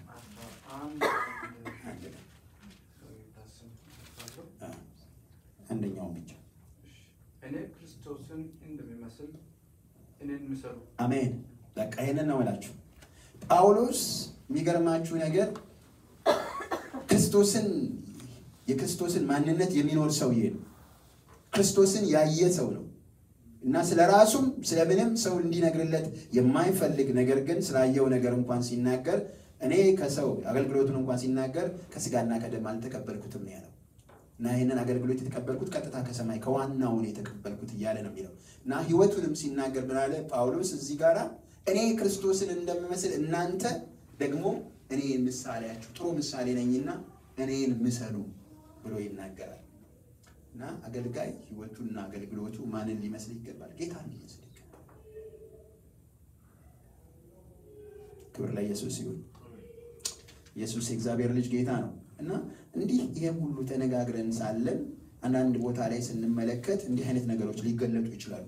ትዕቢት ሊገለጥ ይችላል፣ ውሸት ሊገለጥ ይችላል፣ ክርክር ሊገለጥ ይችላል፣ ሐሜት ሊገለጥ ይችላል፣ ዘረኝነት ሊገለጥ ይችላል፣ ጥላቻ፣ ጠብ፣ ዝሙት፣ ምቀኝነት፣ ሌብነት ሊገለጡ ይችላሉ፣ ሊኖሩ ይችላሉ በቅዱሳን ህይወት። ገላትያ ላይ እንዳየነው ከዚህ በፊት ገላትያ መጽሐፍ 5:21 ጀምሮ ያለው ላይ እነዚህን የሚያደርጉ የእግዚአብሔርን መንግስት አይወርሱም ይላል። አይወርሱም ነው የሚለው። ነገር ግን እንደዚህ አይነት ነገሮች ቢኖሩ ወደ መጋቢያኖቻችን ቀረብ ብለን እንዲህ አይነት ነገር ይታያል ትክክል ነው ወይ ብሎ ማለት መንፈሳዊነት ነው። ሰማችሁኝ? እንደ እውነት ነው ልንኖር የሚገባው። ማቆም ያለበት ላይ ቆም፣ ሊቀጥል ይገባል። ይሰማል የሚለው ነገር እውነትን እውነት፣ ውሸትን ውሸት ማለት አለብን። አንዳንድ ጊዜ የማይገቡ ነገሮችን ይዘን ሄደን አንድ ቦታ ላይ በግድ ይፈነዳሉ፣ ወይም ደግሞ በግድ እኛ አንፈቅድም ስንል እግዚአብሔር ያፈነደዋል። ክብር ለአምላካችን ይሁን። ኢየሱስ ጌታ ነው። የትም ቦታ ብንሆን ለእውነት ልንሰጥ ይገባል። ኢየሱስ ክርስቶስ ጌታ ነው። ሌላው ቅድም እንዳልኳችሁ የኢየሱስን ሕይወት ካየን ኢየሱስ ማንነቱን ቅንነቱንና ትሑትናውን እንደተናገረ፣ ሌላ ደግሞ ምናየው በእግዚአብሔር ቤት አንድ አገልጋይ ምን ሊሆን ይገባል? ታማኝ ሊሆን ይገባል። ታማኝ አንድ አገልጋይ። ታማኝነትን ስናነሳ ከሁለት ነገር አኳያ፣ አንደኛ ታማኝነት በሁሉ ነገር ለእግዚአብሔር ልንሆን ይገባል። በሁሉ ነገር ለእግዚአብሔር ታማኝ ልንሆን ይገባል። በሰውም ዘንድ ታማኝ ልንሆን የሚገባን ነገሮች አሉ እና አንድ እውነት ነው በሚዲያ ላይ ነው የሰማሁት። እንዳለ ወልደ ጊዮርጊስ የሚባል መጋቢ ሰው ታውቃላችሁ? ወንድም እንዳለ ዘማሪም ነው መጋቢም ነው፣ ጠንካራ ሕይወትም ያለው ልጅ ነው እና ወንድም እንዳለ ምን አለ? አንድ ቸርች ውስጥ መጋቢ ሆኜ ተመደብኩ አለ። ተመድቤ ዲያቆናቱ ታማኞች አይደሉም ማለት ቸርች ውስጥ የሚሰጡትን 100 እና 50 ብር ለቅመው ያወጧቸዋል። ይሄን ያህል ድፍረት በእግዚአብሔር ቤት እንዳለ ነው የምነግራችሁ። እና ያወጧቸውና ያሉት አለ ቢበዛ ከተረፉ 20ዎች ይኖሩ ይሆናል አለ። ሌሎቹ ትልልቅ ቢሎች አይታዩም ይወስዱታል። ሰዎች ይህን ያህል ወርደዋል በእግዚአብሔር ቤት። ምናልባት ቪዲዮውን ካገኛችሁ ተላቀም እና እንዳለ ነው። እና እኔ ገርሞኛል። እዚህ ቤተ ክርስቲያን 50 እና 100 ብር ገብተው አያውቁም ወይ ነው ያለው ልጁ። ሰዎች ይህን ያህል በእግዚአብሔር ነገር ላይ ድፍረት አላቸው። ይሄ ምን ያመጣል ብትሉ የምናየው የእግዚአብሔርን የምህረቱን ትልቅነት። ኢየሱስን ሲገሉትን እንኳን ኢየሱስ ምን አለ? የሚያደርጉትን አያውቁምና ይቅር በላቸው። እነዚህ ሰዎች የሚያደርጉትን አያውቁም ሊባሉ የሚገባቸው ሰዎች ናቸው። ታማኝነት ለእግዚአብሔር፣ በሰዓት ታማኝ፣ በምናደርገው አገልግሎት ታማኝ። እግዚአብሔር ልትዘምር ጠርቶ ከሆነ do not be reserved። ባለህ አቅም ሁሉ ዝፈን፣ ዘምር፣ ዘምር፣ ዘምር። በእግዚአብሔር ቤት ባለህ ነገር ሁሉ ተሰጥተህ አገልግለው፣ ዘምር። ክብር ለጌታ። ዲያቆንም እንደዛው። የቅድሙን አይነት ሰውዬ አላውቅም፣ እሱ የት እንዳለ አላውቅም። እግዚአብሔር ይጠብቀው፣ እግዚአብሔር ይርዳው። በድቁናችንም እግዚአብሔርን ደስ የሚያሰኝ እና መጽሐፍ ቅዱስ ላይ የተሰጡን እኮ ምሳሌዎች ኃይለኛ ዲያቆናት ናቸው። እነ እስጢፋኖስን የሚተካ መጋቢ ምናምን ብለን ብንል ለዛሬዎቹ እነሱ ጋር አይደርሱም። እነሱ ላይ ኃይለኛ የእግዚአብሔር ክብር ያለባቸው የእግዚአብሔርን ስራ በክብር የሚሰሩ ወገኖች ናቸው። እና እግዚአብሔር አሁንም በዚህም ትውልድ ላይ ያለውን አገልጋይ እንደዛ ይጠብቅብናል። ክብር ለጌታ ይሁን። ታማኝነት ለእግዚአብሔር ባስቀመጠን ቦታ ሲሪየስ ማንቀልድ ሰዎች፣ እንደው ባይገባችሁ እንኳን ዝም በሉ እንጂ ቢ ሲሪየስ። ከእግዚአብሔር ጋር ያላችሁን ነገር እንዳታላሉት። ቢ ሲሪየስ፣ ቴክ ኢት ሲሪየስ። እግዚአብሔር ቃቃ ጨዋታ የለውም። እግዚአብሔር የህይወት ነገር ነው ጉዳዩ፣ የህይወት ነገር ነው። ያለ መምጣቱ ምክንያት እንኳን ያልዳሉት ሰዎች ወደ እግዚአብሔር ጉባኤ እስኪጨመሩ ነው። ጌታችን ኢየሱስ ክርስቶስ ዮሐንስ ወንጌል ገና ከዚህ በረት ያልገቡ በጎች አሉኝ እነሱን አመጣ ዘንድ ይገባኛል። ገና ያልዳሉ ሊመጡ የሚገባቸው አሉ። ያለው የሚያቆየኝ ነው፣ ሌላ አይደለም። እግዚአብሔር ቢዝነስ ሰዎች ይድኑ ዘንድ ነው። ክብር ለጌታ ይሁን። ኢየሱስ ጌታ ነው። ታማኝነት። ታማኞች ከእግዚአብሔር ብዙ ነገር ያገኛሉ። መጽሐፍ ቅዱስ ላይ ታማኞች ደስታን ያገኛሉ፣ በእግዚአብሔር ሹመትን ያገኛሉ፣ ታማኞች በእግዚአብሔር ኃይልን ያገኛሉ ይላል። ታማኝ ሰው፣ ታማኝ እግዚአብሔር ባቆመው ቦታ ላይ ሲዘምር፣ መሳሪያውን ሲጫወት፣ በእግዚአብሔር ነገር ባይዘወይ እንዳታበላልጡ። አገልጋይ ይሄና ይሄ የሚባል በእግዚአብሔር ቤት የሆነች ነገር አቀብል ተብሎ በየሰዓቱ በየጊዜው የሚያቀብልም ሰውዬ እዛች ጋር ቆሞ ከውጭ እንኳን ወረቀት ቢያቀብል በየሰዓት በሚፈለግበት ሰዓት እና እዚህ ጋር ቆሞ አጥንቶ ሲከርም መጥቶ የሰበከም እኩል ነው። ማቴዎስ ወንጌል ላይ ሰዎችን እግዚአብሔር ለስራ ኢየሱስ ክርስቶስ ጠዋት አንዱን ጠራው ስራ፣ ወደ 3 ሰዓት አንዱን ጠራው ስራ፣ አንዱን ወደ 6 ሰዓት ጠራው፣ አንዱን 9 ሰዓት ጠራው፣ አንዱን 11 ሰዓት ላይ ስራው 12 ሰዓት ላይ አበቃ። ክፍያ ሲጀመር 11 ሰዓት አምጥቶ በሰዓት $100 ይሁን ከፈለው 1 ሰዓት። ቀጥሎ ያለውን 100 ያኛውን 100 ጠዋት ያሉት አኮረፉ። ባለቤቱ የወደደውን ያደርግ ዘንድ እኛ ምንድን ነን? አገኛችሁን? እግዚአብሔር እሱ የወደደውን ያደርግ፣ እግዚአብሔር ያለውን ይክፈለን። እኔ ለራሴ ዋጋዬን ተምኜ እግዚአብሔር ቤት አልሰራም። ስራው የሱ ነውና ክብር ለጌታ ይሁን። ኢየሱስ ጌታ ነው።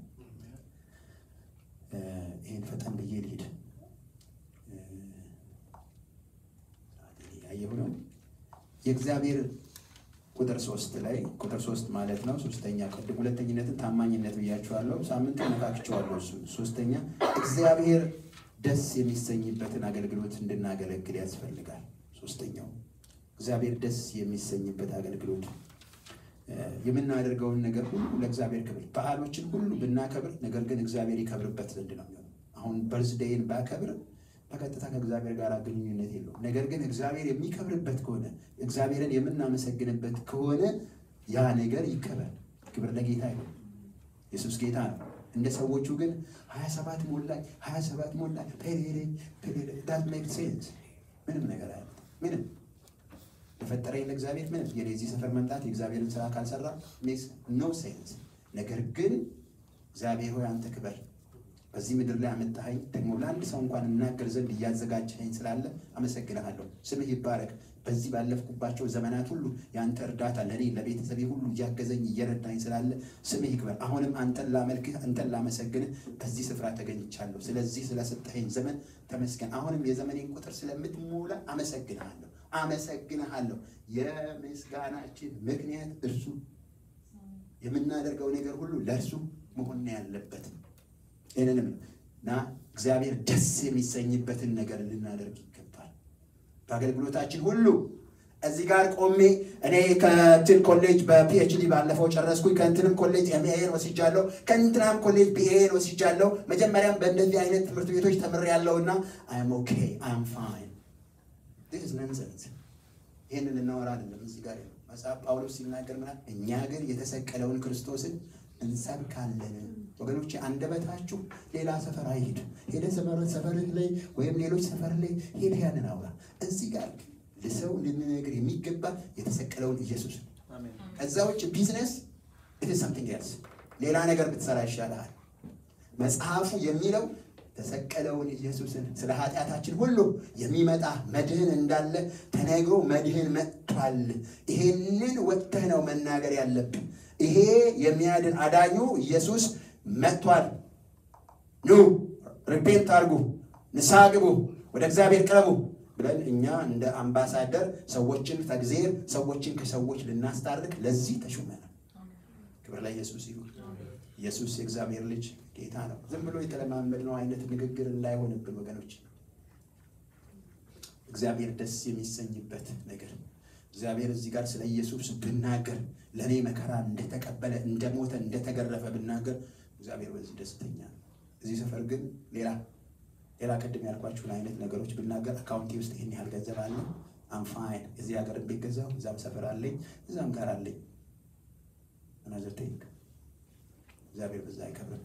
ባለህ ግን የሆኑ ድሆችን ረድተህ አብልተህ አጥግበህ ቢሆን እግዚአብሔር በዛ ደስተኛ ነው። ጳውሎስን ሄዶ ወደ ኢየሩሳሌም ጉባኤ ካናገረ በኋላ ሲመለስ ዋና አህማድ የተባሉት ምን አሉት? ድሆችን አትርሳ አሉት። ድሆችን አትርሳ ብለው አሉኝ። እኔም ይሄን ለማድረግ ተጋሁ ይላል። የተራቡትን አትርሳ አለኝ፣ እኔም ይሄን ለማድረግ ተጋሁ። ይሄን ለማድረግ እንትጋ። እግዚአብሔር ደስ በሚሰኝበት ነገር ላይ አንጥፋ። ክብር ለጌታ ይሁን። ኢየሱስ ጌታ ነው። እስቲ አንድ ሰው አንደኛ ተሰሎንቄ ምዕራፍ 2 ቁጥር 4 ያንብብልኝ። አንደኛ ተሰሎንቄ ምዕራፍ 2 ቁጥር 4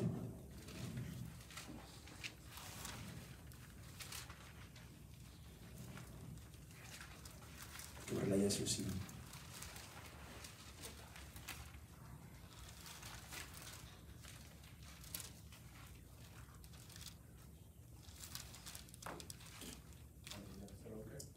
ምዕራፍ 2 ቁጥር 4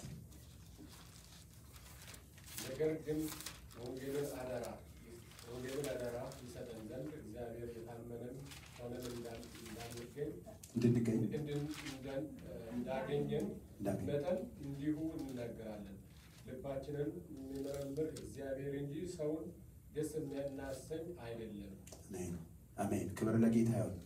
ልባችንን የሚመረምር እግዚአብሔርን ደስ እንድናሰኝ እንጂ ሰውን ደስ እንድናሰኝ አይደለም። የምናደርገው ነገር፣ የምንሰብከው ወንጌል፣ የምናገለግለው አገልግሎት እዚህ ጋር ስንዘምር እርሱ ይከብር ዘንድ። በቀለ ደስታው እኮ የሆነ ቀን ሊሆን ይችላል። ከዛ በኋላ እኮ የበቀለ ደስታ ያበቃል ከኛም ጋር ከምኑም። ነገር ግን በሰማይ ያለው እግዚአብሔር ደስ ሲለው የሆነ ነገር ጨምሮብህ ይሄዳል። ክብር ለጌታ ይሁን። ኢየሱስ ጌታ ነው። እስቲ አንድ ሰው ቆላስይስ 3:23 ያንብብልኝ። ቆላስይስ 3:23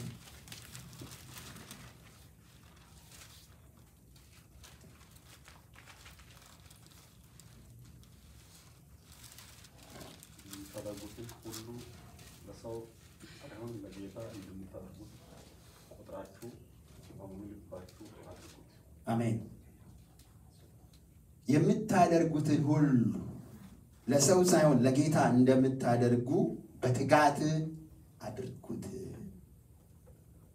ለጌታ እንደምታደርጉ ሆናችሁ በትጋት አድርጉት። እግዚአብሔር ደስ የሚሰኝበት የምታደርጉትን ሁሉ ልጆች ስታሳድጉ በእግዚአብሔር ዕውቀት እየሞላችሁ እያነጻችሁ የእግዚአብሔርን ነገር እየጨመራችሁባቸው እግዚአብሔር ስለ ፐርሰናል ላይፋችሁ ብቻ ሳይሆን እንደገና በቤት ውስጥ ባላችሁ ተጽዕኖና በሰዎች ውስጥ በምታሳድሩት የእግዚአብሔር ነገር እግዚአብሔር በዛ ደስተኛ። እግዚአብሔርን በመተማመን የሚጠባበቁ ኃይላቸውን ያድሳሉ። እግዚአብሔር ነው ልጆቼን የሚያኖረው። ልጆቼን እግዚአብሔር ልጆቼን እግዚአብሔር ይሄንን እግዚአብሔር ይሄንን እግዚአብሔር እኔ ነኝ። አንዳንድ ክርስቲያን ልጆች ይገርማቸዋል። የሚገርም ነገር ነው ያላቸው። አንድ ፋሚሊ ያውቃለሁ። እዛ ልጁ ከልጅነቱ ጀምሮ ይሰብካል፣ ያስተምራል። ምን ይላል? በሚገርም ሁኔታ የሴልሲ ማንም በማይደፍረው 4 ፖይንት አምጥቶ አለፈና ዩኒቨርሲቲ ገብቶ በጣም ዲስቲንግሽን ተማሪ ሆኖ በኢንጂነሪንግ ጨረሰ። አሁን ግን የተማሪዎች ኮሚሽን ኢትዮጵያ ውስጥ ኢቫሱ የሚባል ነገር አለ። ኢትዮጵያ የኮሌጅ ተማሪዎች አሶሲዬሽን እዛ ውስጥ ነው። እኔ ስራ አልሰራም፣ እኔ አምላኬን ነው ማገለግለው ብሎ ልጁ ወጥቷል። ሂስ ዳይናሚክ ነው። በቃ እኔ አውቀዋለሁ በልጅነቱ ጀምሮ ጂኒየስ ግን ነው። ከዚህ የሚበልጥ ነገር የለም። ክብር ለጌታ ይሁን። የምናደርገውን ነገር ሁሉ ለእግዚአብሔር ክብር ስናደርገው እግዚአብሔር ደግሞ ይሰራል። ስታንዳርድ ማይንዶች አሉ፣ ሎው አሉ። እግዚአብሔር የራሱን ልጆች ግን ያይና ጨምረው ኤክሴል የሚያደርጉ ልጆችን እግዚአብሔር ይሰጣል። ክብር ለጌታ ይሁን። አንዳንዶች አልፈው እንደማይሆን ይሆናሉ።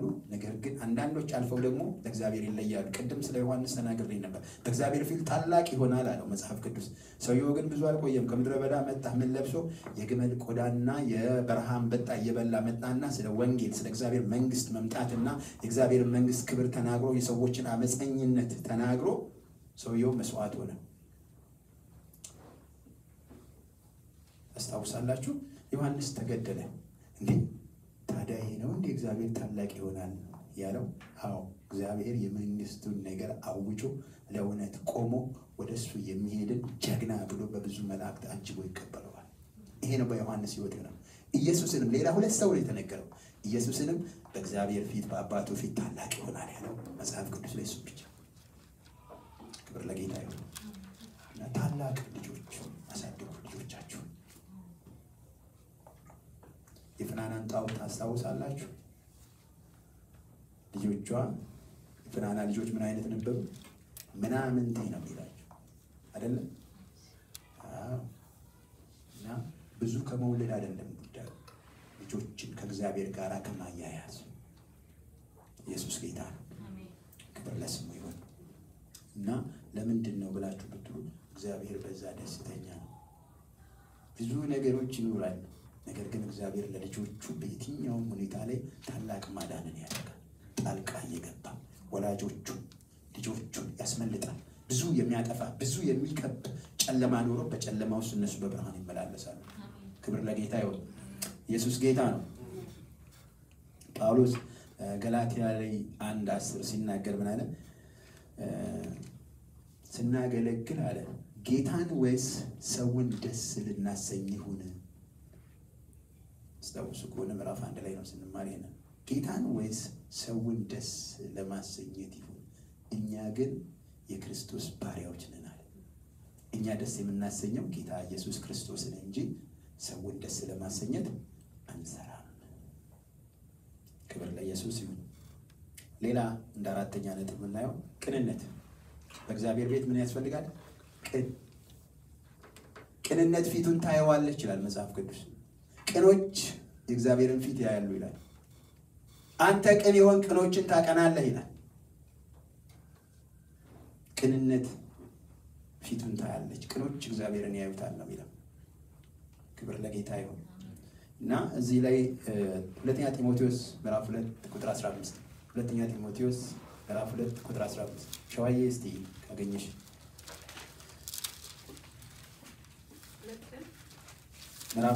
ሁለተኛ ጢሞቴዎስ ምዕራፍ 2 ቁጥር 15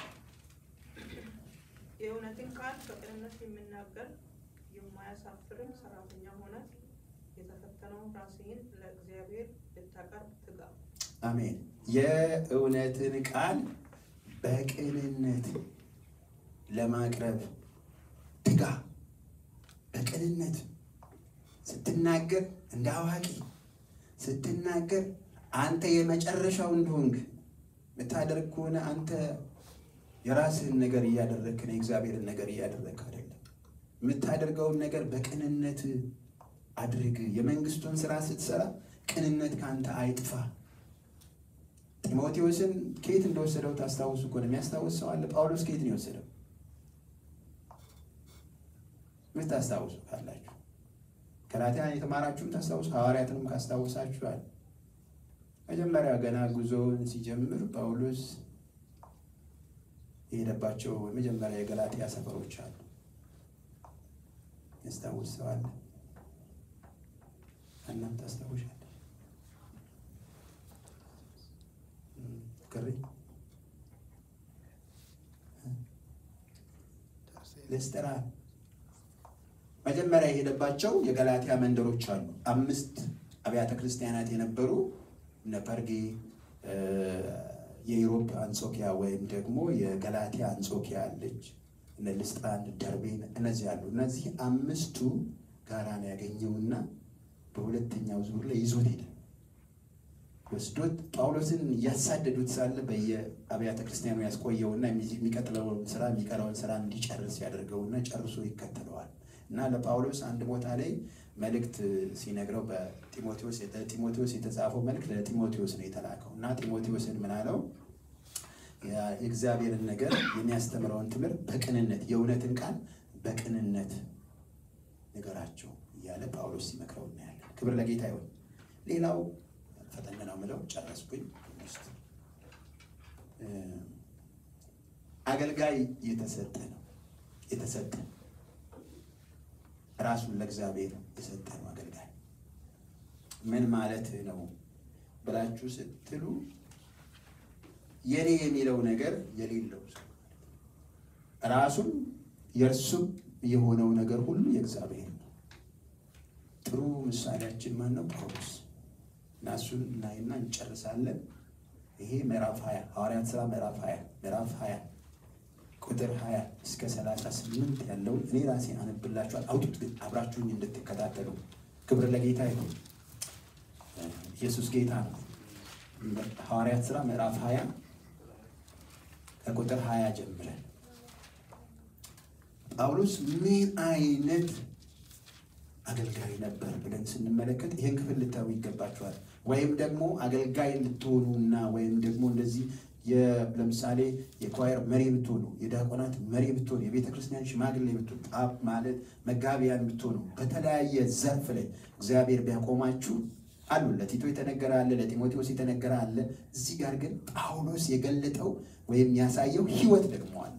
የተባለው ነገር አለ። ይሄ ይኑረው፣ አንድ ሚስት ያለው እንደዚህ የማይጠጣ እንደዚህ የማይኮራ እትቢት ያለ የማይጨቃጨቅ የማይጣላ ምናምን የሚለው ከዛ ውጭ እዚህ ሰፈር ስትመጡ የተገለጠ ህይወት ጳውሎስ ኑሮ ያሳየውን ነገር እንመለከታለን። ኢየሱስ ጌታ ነው። ሐዋርያት ሥራ ምዕራፍ 20 ከቁጥር 20 እስከ 38 19 ጀምሬ ላነበው ነው። እናንተም 19 ይሁት። ወደ እርሱ በመጡ ጊዜ እንዲህ አላቸው ይላል።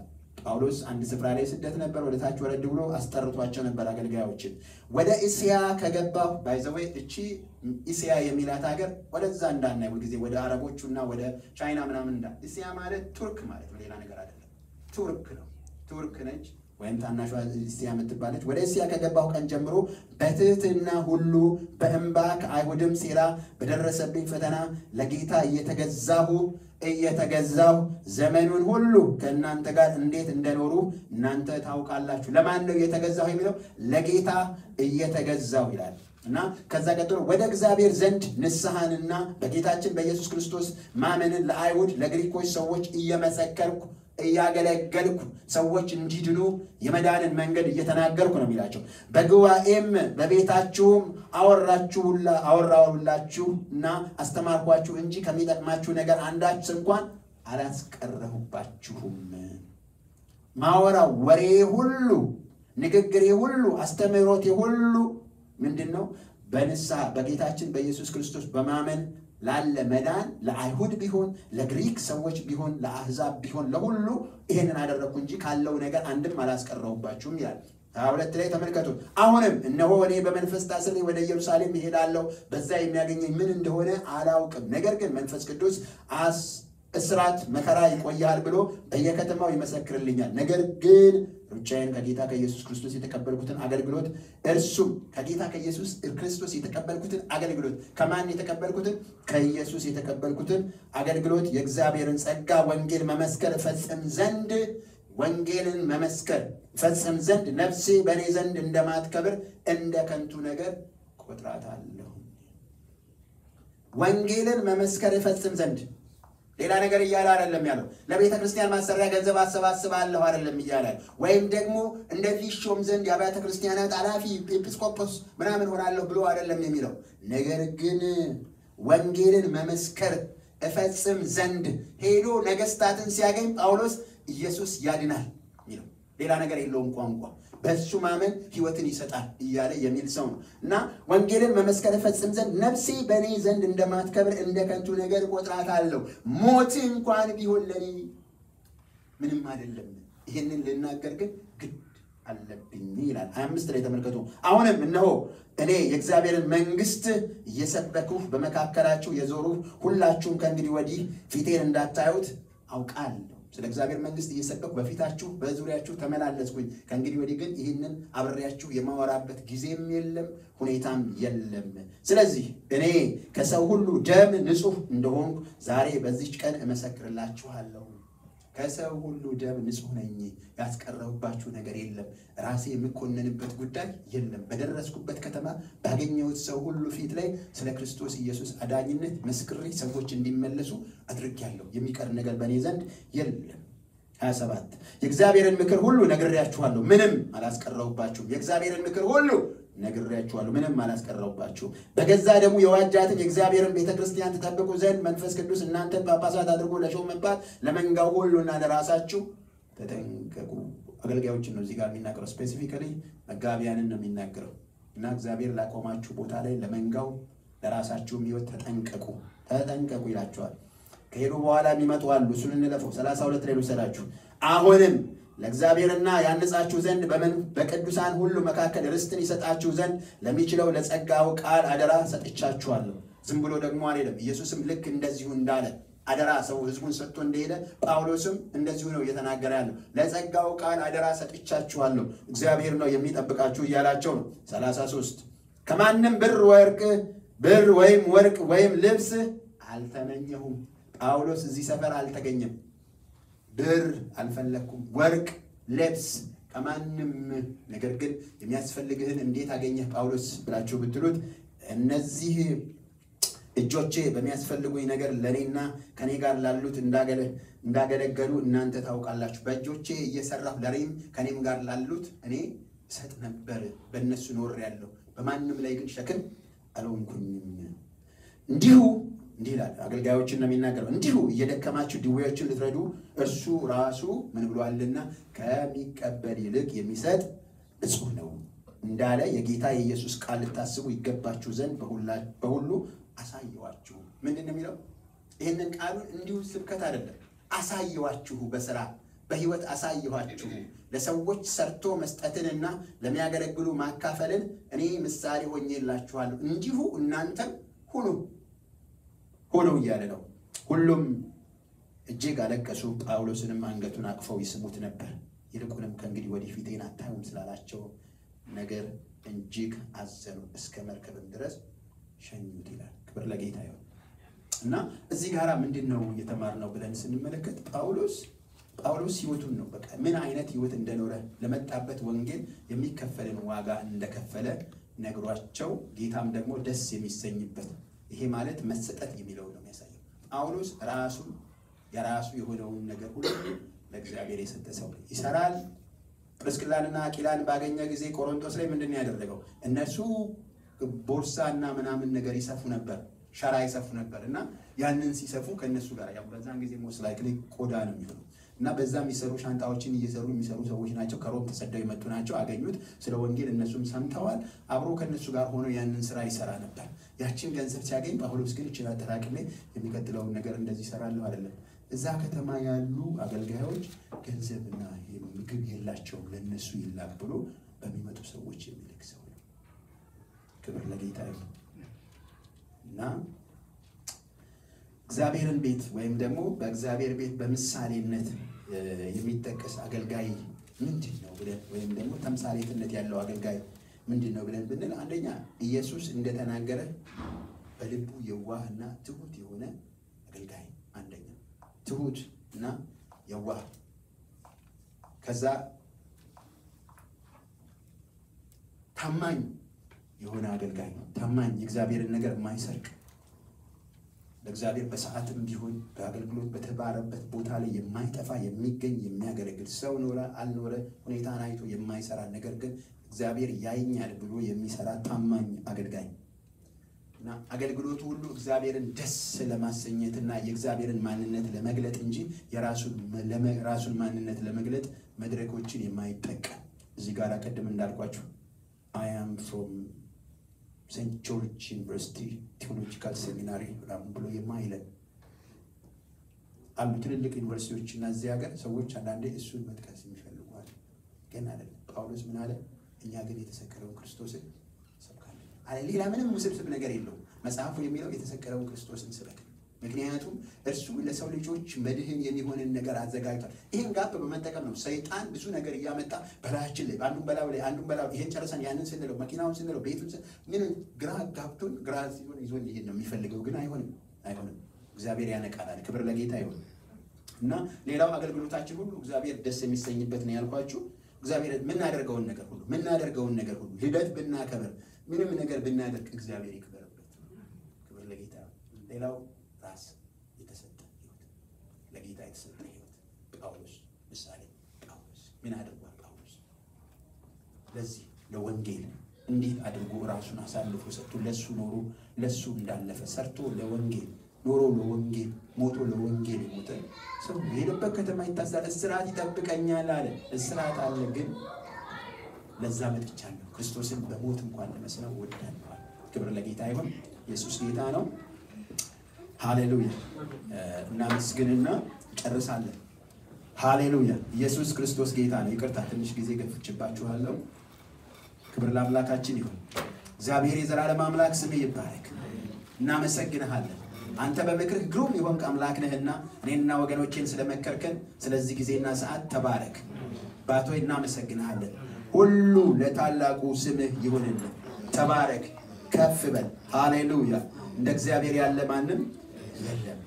ሙሴ ነው ያንን ያለው። አሁንም ሙሴ ያለውን ነገር ልናገርና ልጨርስ። እግዚአብሔርን ሙሴን እንዲህ ብሎ ተናገረው፣ ለአሮንና ለልጆቹ ንገራቸው፣ የእስራኤልም ልጆች ስትባርኩ እንዲህ በሏቸው። የእስራኤልን ልጆች ስትባርኩ እንዲህ በላቸው፣ እግዚአብሔር ይባርካችሁ፣ እግዚአብሔር ይጠብቃችሁ፣ እግዚአብሔር ፊቱን ያብራላችሁ፣ ይራራላችሁ፣ እግዚአብሔር ፊቱን ወደ እናንተ ያንሳ፣ ሰላምን ይስጣችሁ።